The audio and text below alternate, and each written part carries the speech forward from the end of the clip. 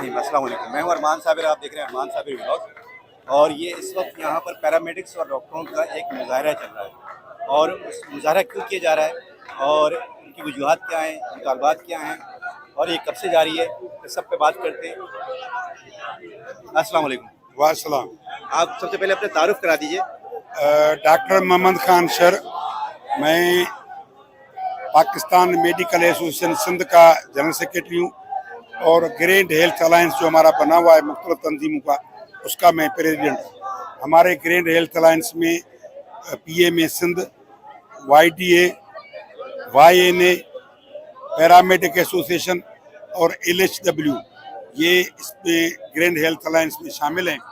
और ये हमारी तंजीम तारीख जो है वो जो बनी है वो हेल्थ रिस्क अलाउंस जो है हमारा, जिसको ये कोविड अलाउंस कर रहे हैं, कह रहे हैं, लेकिन हम इसको हेल्थ रिस्क अलाउंस कहते हैं। उसका मेन सबब ये है कि ये तो कोविड आया था जानलेवा, जो बहुत सारी लोगों को अचानक जान ले गई, लेकिन हॉस्पिटल में TB, ट्यूबरकुलोसिस, हेपेटाइटिस जिसको काली साई कहते हैं, और उसके अलावा एड्स और बहुत सारी ऐसी जानलेवा बीमारियां हैं जिनको डॉक्टर फेस करता है। इमरजेंसी में जो लोग आते हैं, जब तक डायग्नोज हों तो उससे डॉक्टर उसको देखता है, उसको टच करता है। इवन सर्जरी में जो है किसी को इंजेक्शन लगे, किसी को कुछ भी लग जाए तो वो बीमारी उधर शिफ्ट हो जाती है। एक ही मुतालबा है आपका या मुख्तलिफ मुतालबात हैं? वो तो हैं बहुत, लेकिन इस वक्त पहले वो बता दीजिए कि कौन कौन से मुतालबात हैं। हमारे जो सबसे पहला और जो मुतालबा है वो जो हमारे से नवाला छीना गया है, जो 35,000 डॉक्टर का और 17,000 जो है वो 16 ग्रेड से नीचे वालों का काटा गया है। उनको क्या निकाल दिया है? खत्म कर दिया है ये अलाउंस। अब जिसकी सैलरी 25,000 थी तो ये 17,000, यानी उसकी बड़ी सपोर्ट थी। जो किसी ने किस्तों पे मोटरसाइकिल ली थी, कोई बच्चा पढ़ा रहा था, किसी ने बैंक से कर्जा लिया हुआ था, तो उनको बड़ी सपोर्ट थी। खासतौर पे जो हेल्थ वर्कर हैं, ये बेचारियां गली गली कूचे कूचे में घूमती हैं, कौन सा गवर्नमेंट का वैक्सीनेशन टोटल ये करवाएं, पोलियो का प्रोग्राम ये करवाएं, जितनी भी इनकी हेल्थ की इंफॉर्मेशन है अब हेल्थ वर्कर से लेते हैं, तो उनकी ये सैलरी कटी गई। सही है। भले हमारे पास जो स्वीपर है, लेकिन वो भी रिस्क पे है क्योंकि वो हॉस्पिटल में काम कर रहा है, तो स्वीपर से लेके डॉक्टर तक सब लोग रिस्क में है। तो ये जो ज्यादती हुई है हमारे साथ, अब मैं दूसरी बात कहूँ कि गवर्नमेंट कहे ये कि हम पे 24 अरब रुपए का ये बोझ है। हम गवर्नमेंट से पूछते हैं कि भाई सेक्रेटरीट में आपने सेक्शन ऑफिसर से चीफ सेक्रेटरी तक 3-4 महीने पहले आपने इनको जो है वो ऑफिसर्स अलाउंस दिया इक्वल टू बेसिक पे, यानी एक और तनख्वाह ले रहे हैं, एक ले रहे हैं और एक और तनख्वाह ले रहे हैं, जिसको एग्जीक्यूटिव अलाउंस कहते हैं। उसके बाद इनकी इंश्योरेंस है, यानी हम 20 ग्रेड में हैं तो हमारी 2.25 लाख तनख्वाह है, लेकिन अगर ये सेक्रेटरी 20 ग्रेड में है तो ये 8 लाख तनख्वाह है। तो अगर बोझ है तो भाई उनसे उनको भी काटो।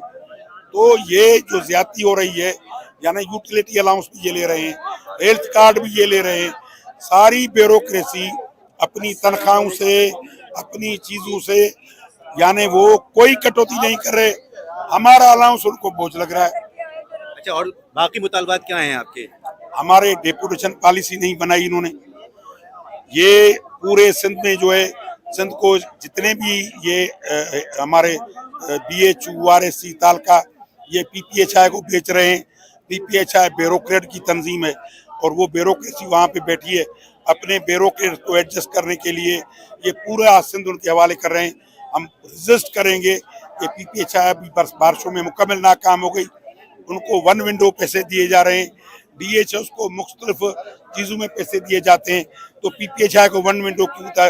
उनकी कोई ऑडिट नहीं हो रही, उनको अरबों रुपया दे रहे हैं, कोई पूछने वाला नहीं है। अपनी मीडिया में कहते हैं PPHI काम कर रही है, झूठे ग्राफ उनके बढ़ाते हैं। तो दूसरा मुतालबा ये है तीसरा मुतालबा जो सबसे है वो पैरामेडिक का सबसे जायज़ मुतालबा है कि उसको टाइम स्केल नहीं मिल रहा, उनका सर्विस स्ट्रक्चर सालों से नहीं बन रहा, जहाँ है वहाँ पे मर गया, खप गया, रिटायर हो गया, उनका कोई प्रमोशन नहीं हो रहा। नर्सिंग की प्रमोशन है, हमारे डॉक्टरों का प्रमोशन है, हमारे जो कोविड डॉक्टर हैं उनको रेगुलर नहीं किया जा रहा।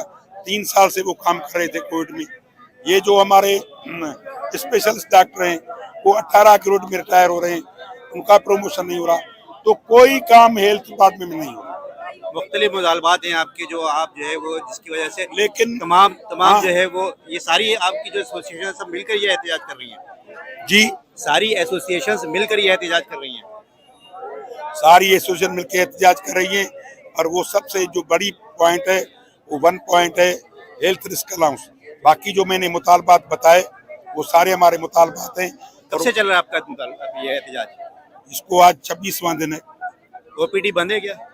ओपीडी बंद है, स्ट्राइक की है आप लोगों ने? सवाए इमरजेंसी के तमाम सर्विसेज बंद हैं। कल हम पे जालमाना तशद्दुद किया गया, औरतों को घसीटा गया, उनके कपड़े फाड़े गए। जब मिनिस्टर कमेटी बन गई, हम धरना खत्म करके वापस आ रहे थे तो समझ में नहीं आ रहा कि वापस आने वालों लोगों पे तशद्दुद होता है कि जाने वालों पे होता है। हम वापस आ रहे हैं। गिरफ्तारी भी हुई है क्या? गिरफ्तारियां हुई आज कोर्ट ने, और मैं कराची बार और सारी वहाँ जो की बार एसोसिएशन है सब मिलके वहाँ पेश हुए, और हम कोर्ट का भी शुक्रिया अदा करते हैं, उन्होंने केस को झूठा करार कर केस खत्म कर दिया। सही। हाँ, और ये जो अस्पतालों में जो आप लोगों ने ओपीडी पे जो स्ट्राइक की हुई है वो उसको कितने दिन हो गए? 25 दिन। 25 दिन हो गए। तो अब मजीद आपका आगे का राह-ए-अमल क्या है? हमने कल सीएम हाउस पे मार्च किया था। अगर मंडे को ये बातचीत नहीं करते तो मंडे को फिर इकट्ठे होंगे और फिर कहेंगे हम सारे को गिरफ्तार करो। हम 1.5 लाख हैं तो 1.5 लाख की गिरफ्तारियां दे देंगे। कहाँ पर एहतजाज करेंगे? प्रेस क्लब में? जी जी, प्रेस क्लब के सामने। बिल्कुल। ठीक है। मेरे साथ उस वक्त डॉक्टर वारिस अली खड़े हैं, इनको गिरफ्तार कर लिया गया था और आज ये रिहा होकर आए हैं। अस्सलाम वालेकुम। Thank you sir. Doctor Waris Ali YDA का वाइस चेयरमैन। जी सर। वाईडी का वाइस चेयरमैन है आप, आपको कल गिरफ्तार कर लिया गया था। लाठीचार्ज जी, वाटर कैनन इस्तेमाल किए गए, फिर गिरफ्तार किया गया। तो आपके साथ कितने लोगों को गिरफ्तार किया गया था? बहुत सारे सैकड़ों की तादाद में इन्होंने लाठीचार्ज की, लोगों को इलीगल अरेस्ट किया गया, थानों में पहुंचाया गया, कैमरा लगे हुए हैं। अगर गवर्नमेंट को चाहिए तो वो जाके चेक करे और इनको सब इसका रिकॉर्ड डेटा मिल जाएगा। मगर इन्होंने 12 लोगों के ऊपर एफआईआर कर दिया। वो एफआईआर तो अब खत्म हो गई है अल्हम्दुलिल्लाह, जो है ना वो खारिज कर दिया है जुडिशरी ने। अच्छा, मुख्तसरन बताइएगा आपके मुतालबात क्या क्या हैं? हमारे जायज़ मुतालबात थे, हमारा रिस्क अलाउंस था, हमारे प्रमोशन थे, हमारे डॉक्टर्स के डिप्यूटेशन थे, हमारा एमएलओ कैडर था, और टाइम स्केल था अपने पैरामेडिक का, और नर्सिंग के इश्यूज थे। हमारे जायज़ मुतालबात थे जो पूरे चारों सूबों में चलते आ रहे। तो सिंध गवर्नमेंट अनफॉर्चुनेटली खामोश थी और नहीं चाह रही थी कि हमारे मसले हल हो, इसीलिए हमने प्रोटेस्ट किया। क्यों नहीं चाह रहे हो?